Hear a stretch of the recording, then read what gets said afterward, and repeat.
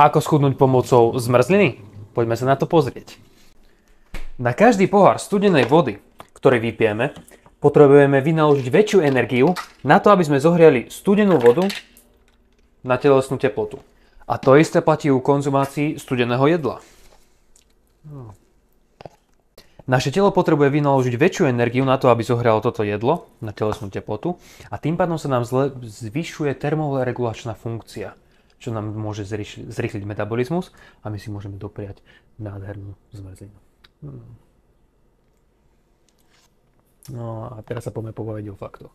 Áno, na každý pohár studenej vody, ktorý vypiješ, spáliš asi tak 8 kalórií, čo je oproti normálnej vode o niečo viacej. Ale pri vypití 2 litrov vody spálime ekvivalent jedného plátku chleba. A žiaľ, táto istá matematika funguje aj pri zmrzline. Ale výstražný prst, týmto nechcem povedať, aby si prestali jesť zmrzlinu, ak dodržiavaš základné princípy vo výžive, ako je princíp pravidelnosti, princíp energetického príjmu a princíp makronutrientov.